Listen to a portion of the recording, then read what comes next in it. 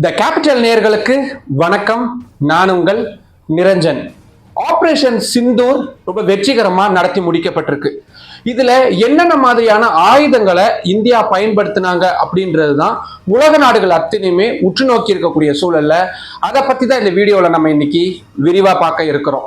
ஜம்மு காஷ்மீர் மாநிலத்துல தீவிரவாதிகள் நடத்தின அந்த தாக்குதலுக்கு பதிலடி கொடுக்கும் வகையில ஆபரேஷன் சிந்தூர் அப்படின்ற மிக முக்கியமான ஒரு ராணுவ நடவடிக்கையை இந்திய அரசாங்கம் மேற்கொண்டிருக்கிறாங்க. இதுல இந்த ஆபரேஷன் சிந்தூர் அப்படின்ற அந்த பெயரை வச்சதுக்கே ரொம்ப பெரிய காரணம் இருக்கு. இந்த தீவிரவாதிகள் நடத்தின தாக்குதல்ல பெரும்பாலான ஆண்கள் அவங்களுடைய மனைவிகள் முன்னாடியே தான் சுட்டுக் கொல்லப்பட்டிருக்கிறாங்க. அதனால அந்த பெண்களுக்கு நீதி கிடைக்கணும் அப்படின்ற ஒரு அர்த்தத்துல தான் வட இந்தியாவில திருமணமான பெண்கள் நெற்றியில மிகப்பெரிய அளவுல அந்த சிந்தூர் அப்படின்றத வைப்பாங்க. அதை பறைசாற்றக்கூடிய வகையில, அதை சுட்டிக்காட்டக்கூடிய வகையில தான் இந்த பெயர் அப்படின்றது வைக்கப்பட்டிருக்கு. பிரதமர் நரேந்திர மோடி தான் இந்த பெயரை முன்மொழிஞ்சாரு அப்படின்ற தகவல்களாமும் சொல்லப்படுது. சரி, இந்த சிந்தூர் ஆபரேஷன்ல என்னென்ன மாதிரியான ஆயுதங்களை இந்தியா பயன்படுத்துச்சு அப்படின்றத பார்க்கலாம். முதல் ஆயுதம் ஸ்கால்ப் ஏவுகணை. இது ஒரு பிரான்ஸ் தயாரிப்பு. நமக்கு ஏற்கனவே தெரியும், ரஃபேல் போர் விமானங்கள் அப்படின்றத பிரான்ஸ் கிட்ட இருந்து தான் நம்ம வாங்கி இருக்கிறோம்.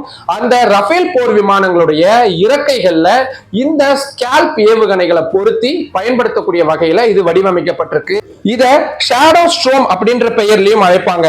பிரான்ஸ் நாட்டுடைய MBDA பிரான்ஸ் அப்படின்ற நிறுவனம் தான் இதை தயாரிச்சிருக்கிறாங்க. இத ஹை வேல்யூ டார்கெட்ஸ் அப்படின்னு சொல்லப்படக்கூடிய உயர் ரக இலக்குகளை குறிவச்சு தாக்குறதுக்காகவே பயன்படுத்துவாங்க. சர்வதேச எல்லையிலிருந்து பாகிஸ்தானுக்குள்ள கிட்டத்தட்ட 100 கிலோமீட்டர் தொலைவில் இருக்கக்கூடிய பகவல்பூர் அப்படின்ற மர்கஸ் சுப்னாலா என்ற இடத்தை தான் இவங்க குறிவச்சு இந்த ஏவுகணையை வச்சு தாக்கி இருக்கிறாங்க. இதுல ஜெய்ஷ் இ முகமது அமைப்புடைய தலைவனுடைய குடும்பத்தை சேர்ந்த 10க்கும் மேற்பட்டவங்க கொல்லப்பட்டிருக்கிறது ரொம்ப ரொம்ப முக்கியமான விஷயம். அடுத்ததா ஹேமர் பாம். இதுவும் பிரான்ஸ் நாட்டுடைய தயாரிப்பு தான். இந்த ஹேமர் அப்படின்ற வார்த்தையுடைய விரிவாக்கமே ரொம்ப சுவாரஸ்யமானது. Highly agile modular munition extended range அப்படின்றதா இதோடைய விரிவாக்கமா இருக்கு.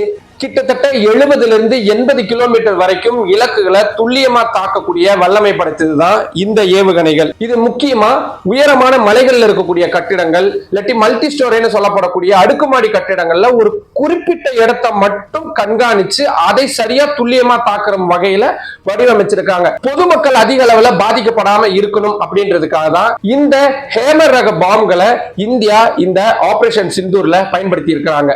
அடுத்தது ரொம்ப ரொம்ப முக்கியமான, இதுதான் கிட்டத்தட்ட உலக நாடுகளை இந்தியா பக்கம் திருப்பி பார்க்க வச்ச மிக முக்கியமான ஆயுதம். அதோடைய பேரு லட்ரிஸ் முனிசன். இது ஒரு ட்ரோன் வெடிகுண்டு. இது இந்தியா இஸ்ரேலுடைய கூட்டு தயாரிப்பா இருக்கு. இதுல மிக முக்கியமான அம்சம், இந்த வெடிகுண்டு முழுக்க முழுக்க இந்தியாவிலேயே தயாரிக்கப்பட்டிருக்கு. இந்தியாவில ஆயுதங்களை தயாரிக்கக்கூடிய அரசு அமைப்பான DRDO உடைய பல மாடல்கள் இதுக்காக இருக்கு. ஸ்விட்ச், நகஸ்ட்ரா அப்படின்னு சொல்லப்படக்கூடிய இந்த மாடல்கள்ல ஒண்ணுதான் இந்த தாக்குதலுக்காக பயன்படுத்தப்பட்டிருக்கு. இதோடைய சிறப்பு அம்சமே கிட்டத்தட்ட 1.5 கிலோ வெடிப்பொருட்களை இதுல ஏற்ற முடியும். கிட்டத்தட்ட 15 கிலோமீட்டர் வரைக்கும் இலக்குகளை சரியா குறி வச்சு அனுப்ப முடியும். அப்படி அனுப்புனதுக்கு அப்புறமா வழக்கமான குண்டுகள் மாதிரி போய் நேரடியா வெடிச்சு தாக்காம வானத்திலேயே வட்டமிட்டு சுற்றிட்டு இருக்கும். அந்த டார்கெட்டுடைய மூவ்மெண்ட் எப்படி இருக்கு, அது சரியான இலக்கு தானா அப்படின்றத அதுவே ஆராய்ச்சி பண்ணி அதுக்கப்புறமா போய் தாக்குதல் நடத்தும். இதை தானியங்கி, அதாவது ஆட்டோமேட்டிக்கா அதுவே செயல்படுத்துற மாதிரியும் செயல்படுத்த முடியும், ரிமோட் கண்ட்ரோல் மூலியமாகவும் இதை செயல்படுத்த முடியும். இதை சூசைட் பாம் அப்படின்னு சொல்லுவாங்க. ஏன்னா இது அந்த இலக்குல போய் விழுந்ததுக்கு அப்புறமா தான் வெடிச்சு சிதறும். எந்த இலக்கோ அதை முதல்ல அது கணிக்கும், அதுக்கப்புறமா அது தாக்குதல் நடத்துறதுக்கான சரியான நேரமா அப்படின்றதையும் யோசிக்கும், அதுக்கப்புறமா அது போய் அங்க விழுந்து அதுக்கப்புறம் தான் அது வெடிக்கும்.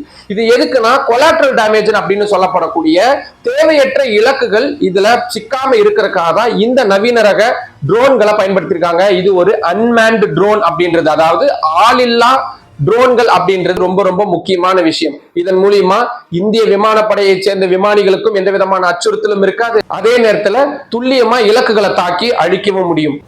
அதனாலதான் இந்த 3 நவீன ரக ஆயுதங்களை இந்த ஆபரேஷன் சிந்தூருக்காக பயன்படுத்தி இருக்கிறாங்க. ஆனா ஆபரேஷன் சிந்தூர் இதோட முடிஞ்சிட்டுதான் நம்ம நினைச்சுக்க முடியாது. ஏன்னா இதுக்கு பதிலடி கொடுப்போம்னு பாகிஸ்தான் ஏற்கனவே அறிவிச்சிருக்கக்கூடிய சூழல்ல இன்னும் நம்ம கிட்ட இருக்கக்கூடிய அதிநவீன ஆயுதங்களை எல்லாம் பாகிஸ்தானுக்கு எதிராக, இந்த தீவிரவாத அச்சுறுத்தலுக்கு எதிராக பயன்படுத்துறதுக்கும் இந்தியா முழு அளவுல தயாரா இருக்கிறாங்க.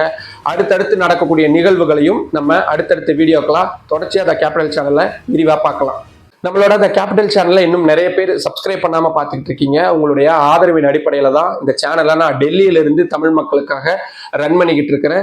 இதுக்கு நான் உங்ககிட்ட இருந்து அதிகமா எதிர்பார்க்கிறது உங்களுடைய அதிகப்படியான ஆதரவு. நம்ம சேனலை சப்ஸ்கிரைப் பண்ணுங்க, நம்ம வீடியோஸை நிறைய பேருக்கு கொண்டு போய் சேருங்க, நிறைய கமெண்ட் பண்ணுங்க. அதன் மூலியமா உங்களுடைய ஆதரவு எனக்கு இன்னும் கிடைக்குது அப்படின்ற ஒரு நம்பிக்கை கிடைக்கும். அந்த நம்பிக்கை இன்னும் என்னை உத்வேகமா செயல்பட ஊக்குவிக்கும். நன்றி.